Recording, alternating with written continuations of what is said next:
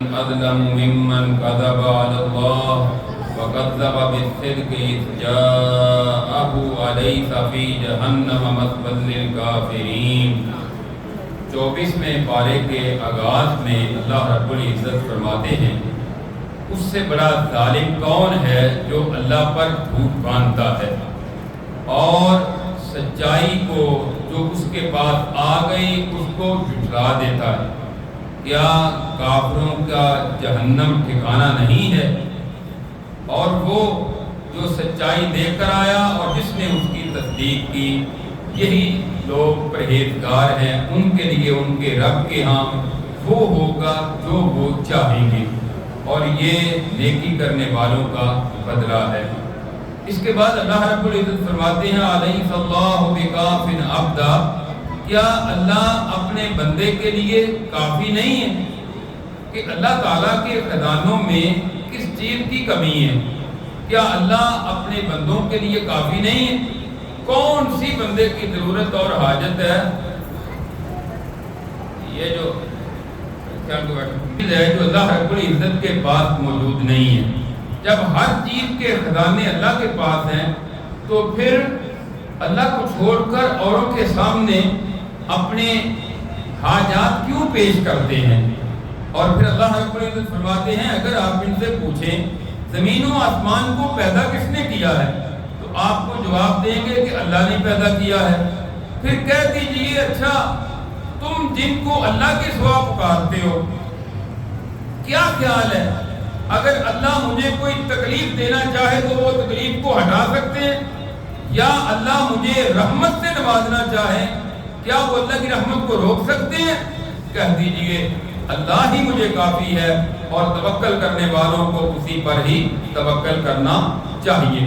اس کے بعد اللہ تعالیٰ فرماتے ہیں اللہ یتوفی الانفس حین موتها والتی لم تمت فی منامها، اللہ تعالیٰ ہی لوگوں کو ان کی روح قبض کرتا ہے جب اس کی موت کا وقت ہوتا ہے اور جب وہ نیند پہ جاتے ہیں اللہ روح قبض کر لیتے ہیں، اور پھر جس کا ٹائم پورا ہو چکا ہوتا ہے اس کی روح کو اللہ روک لیتے ہیں، اور جس کی زندگی ابھی باقی ہوتی ہے وہ جب بیدار ہوتا ہے اس کی روح کو واپس لٹا دیتے ہیں۔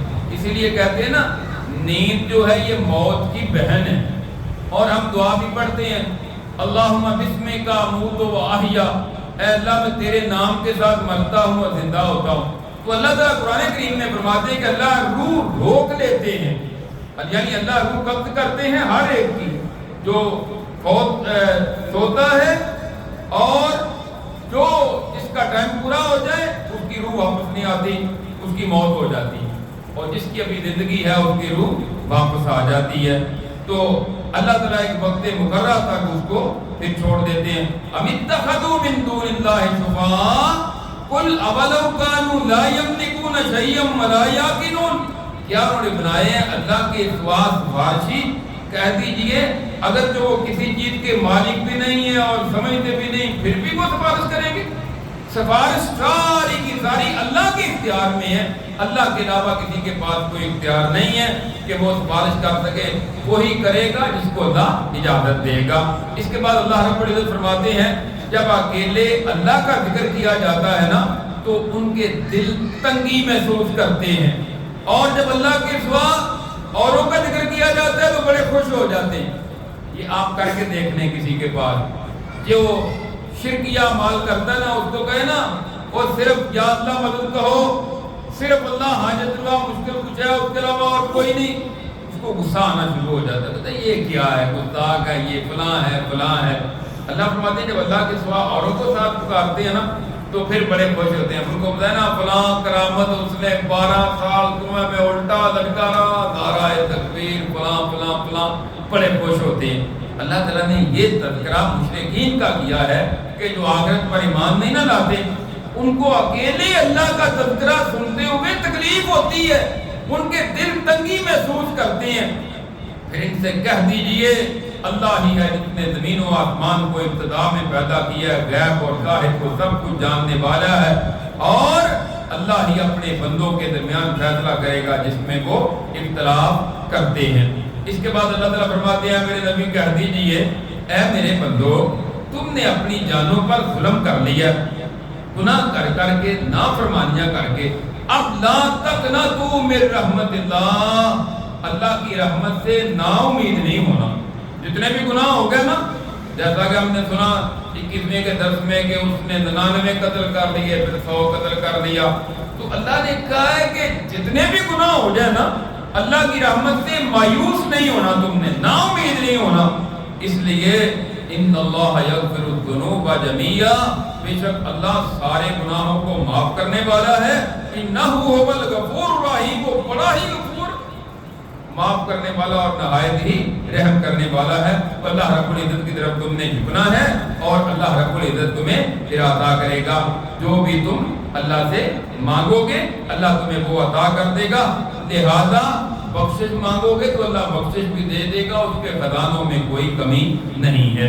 اس کے بعد اللہ رب العزت فرماتے ہیں اللہ خالق کل شیء وهو على كل شیء وکیل له مقالید السماوات والارض، اللہ ہی ہر چیز کا خالق ہے اور وہ ہر چیز پر کارساز ہے، اسی کے پاس زمین و آسمان کی چابیاں ہیں، اور وہ لوگ جو اللہ کے یاد سے کفر کرتے ہیں یہ بڑا خسارہ پانے والے ہیں۔ کہہ دیجئے کیا اللہ کے سوا تم مجھے حکم دیتے ہو کہ میں کسی اور کی عبادت کروں؟ اے جاہلو، وہ جاہل ہے جو اللہ کے سوا کسی اور کی عبادت کی طرف بلائے۔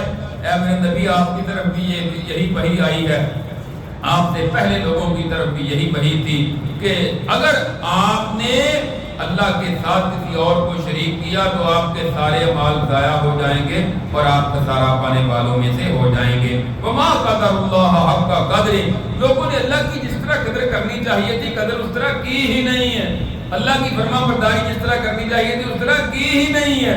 ہاں زمین ساری کی ساری اللہ کے اختیار میں، اللہ کے قبضے میں ہوگی۔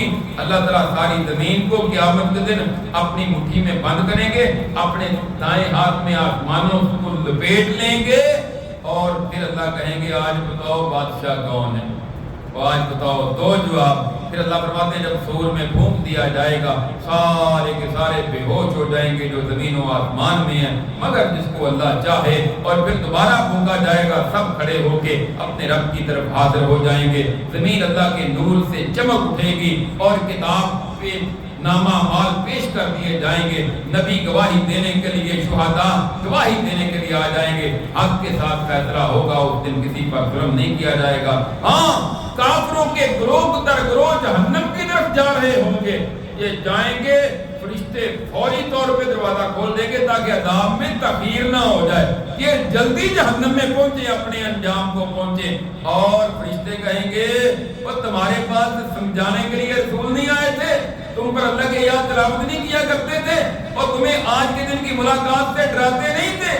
کہیں گے بھلا کیوں نہیں، لیکن عذاب کی جو بات ہے وہ کافروں پر ثابت ہو چکی ہے۔ کہا جائے گا جہنم کے دروازوں سے داخل ہو جاؤ، اب تم نے یہاں ہمیشہ ہمیشہ رہنا ہے، اور تکبر کرنے والوں کا بڑا برا انجام ہے۔ اس کے مقابلے میں فرمایا ایمان والے اللہ سے ڈرنے والوں کے بھی گروہ در گروہ جنت کی طرف جائیں گے، اور جب وہ پہنچیں گے دروازوں پر تو فرشتے جلدی سے دروازے کھولیں گے تاکہ یہ جنت کی نعمتوں میں اپنے مقام پر پہنچ جائیں، اور فرشتے کہیں گے سلام علیکم طبتم، مبارک ہو تمہیں، سلام ہو تمہیں، سلوٹ ان کو مار رہے ہوں گے، اور داخل ہو جو ہمیشہ رہو گے۔ کہیں گے الحمدللہ الذی صدقنا وعدہ واورثنا الارض نتبوأ من الجنۃ حیث نشاء فنعم اجر العاملین۔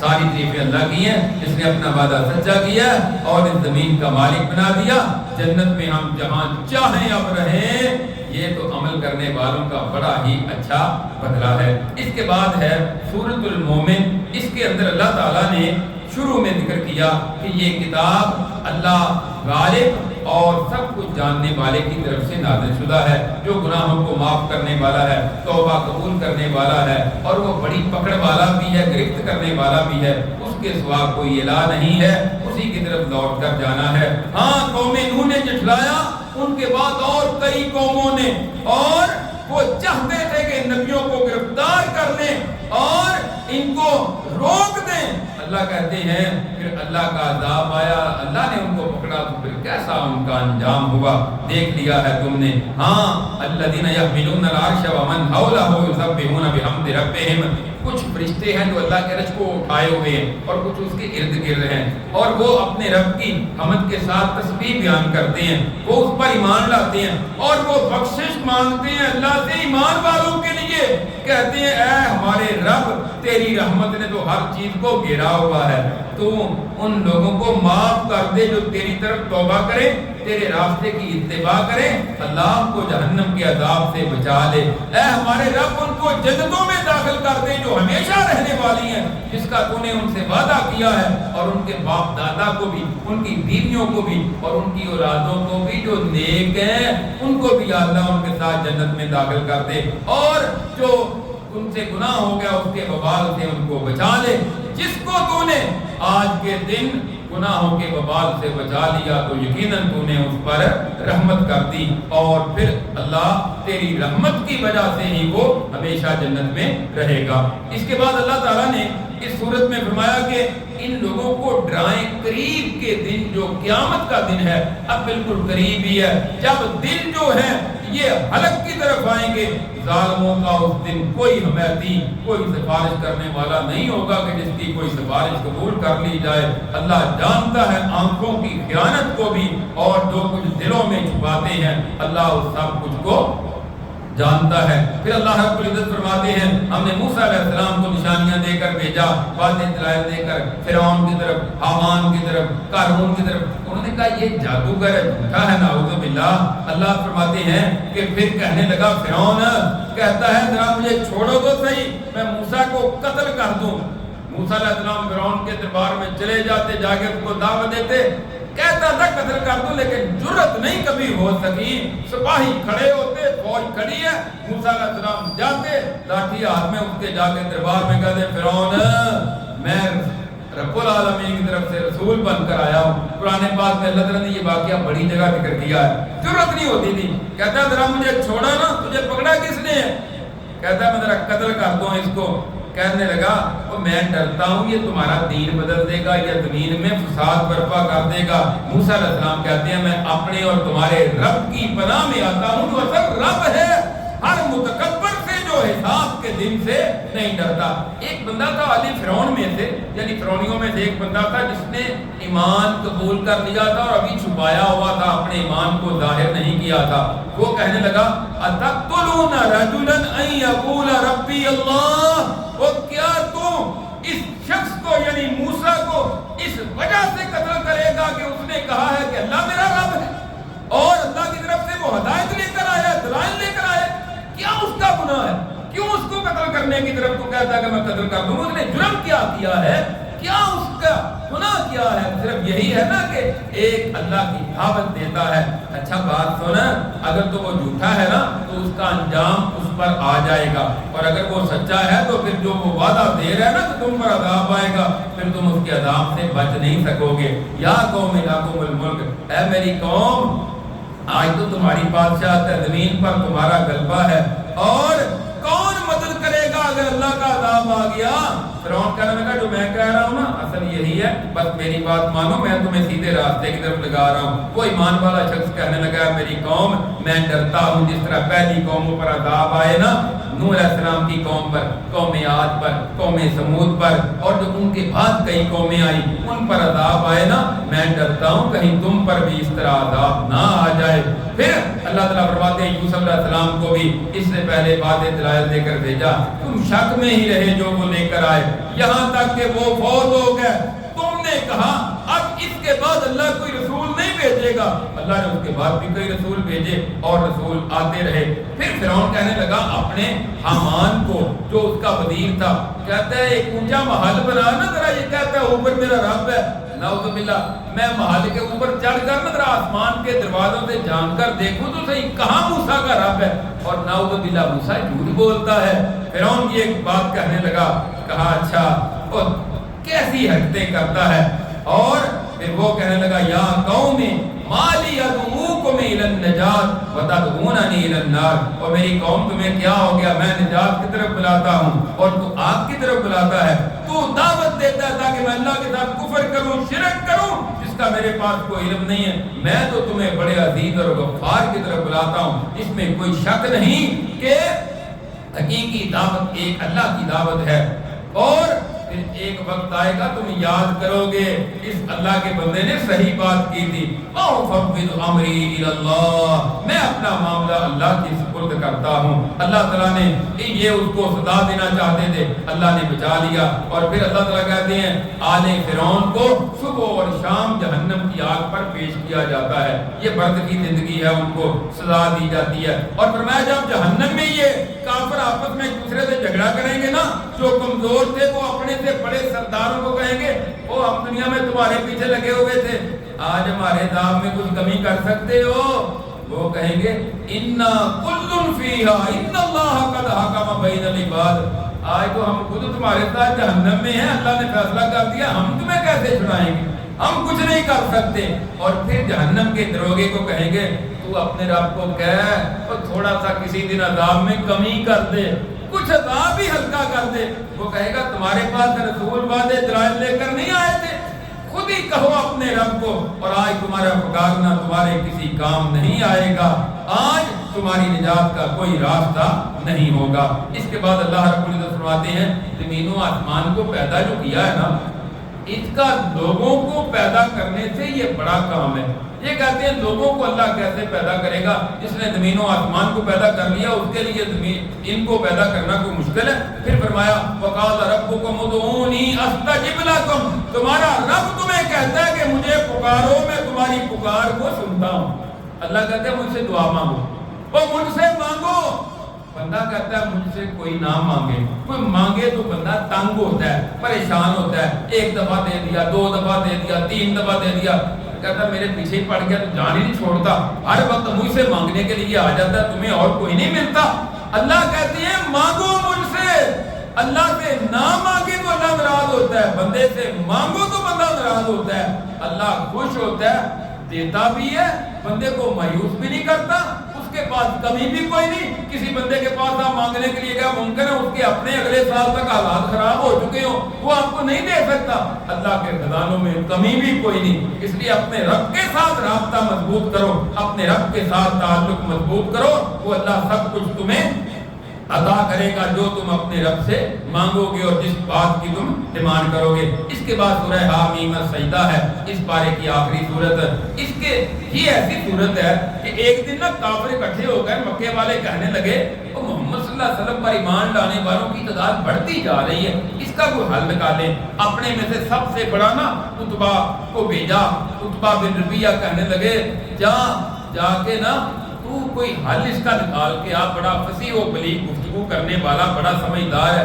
یہ نبی کریم صلی اللہ علیہ وسلم کے پاس چلا گیا، کہنے لگا محمد صلی اللہ علیہ وسلم اگر تو چاہتا ہے نا بادشاہت، ہم تجھے اپنا بادشاہ بنا لیتے ہیں، اگر تو چاہتا ہے نا مال و دولت، ہم تجھے مال و دولت اکٹھا کر کے دے دیتے ہیں، اگر تو چاہتا ہے نا کسی خوبصورت لڑکی سے شادی کرنا چاہتا ہے یا اپنی دعوت دے کر ایک نہیں 10 لڑکیاں پیش کر دیتے ہیں، اور اگر تجھے کوئی مسئلہ ہے نا تو ہمارے معبودوں کا انکار کرتا ہے اور تجھے کوئی ذہنی پرابلم ہے تو ہم اپنے خرچے پہ تیرا علاج کروا دیتے ہیں۔ رسول اللہ صلی اللہ علیہ وسلم نے اس کو آگے کوئی برا نہیں کہا، گالی نہیں دی۔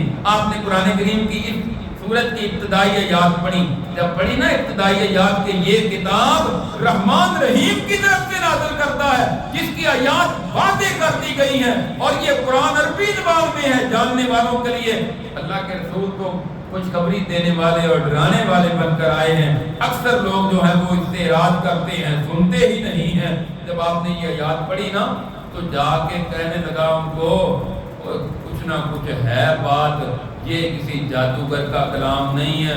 وہ کہنے لگے اس پر بھی جادو چل گیا ہے، آج لگتا ہے یہ بھی اس جیسا ہونا شروع ہو گیا، ہم نے تو بڑے سردار سمجھدار بھیجا تھا۔